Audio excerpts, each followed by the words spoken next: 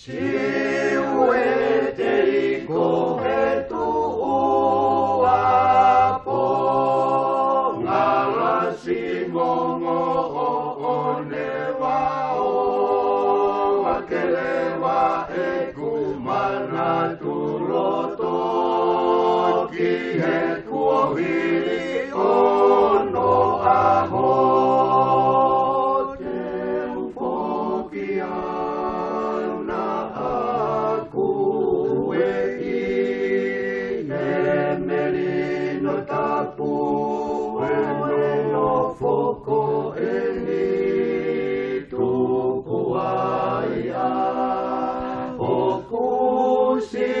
Noni te lau e uta, lau e tahi. Angi e matangi o hako, hako, falala he hala o fokololo, ue ina e he tonga hifo.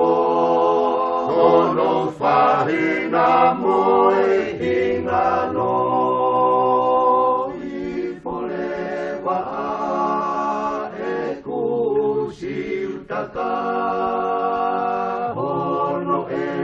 ane hongo whakalata ala hange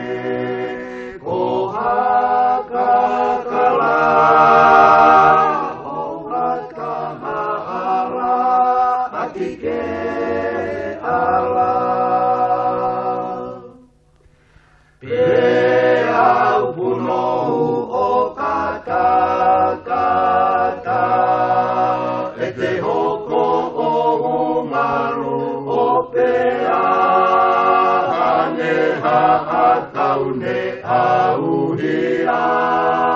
Ia wata papa mei Amerika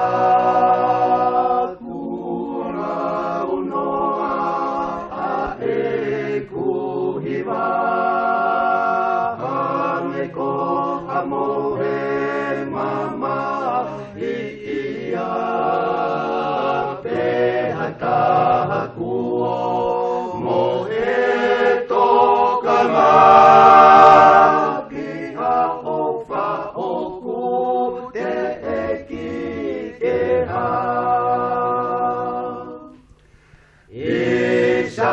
si manu pona e ata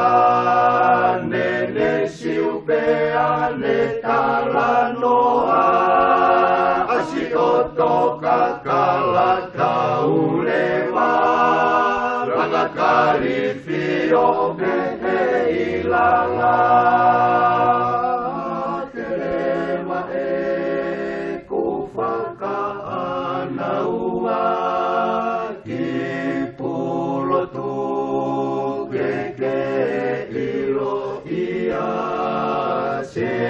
Maya si oto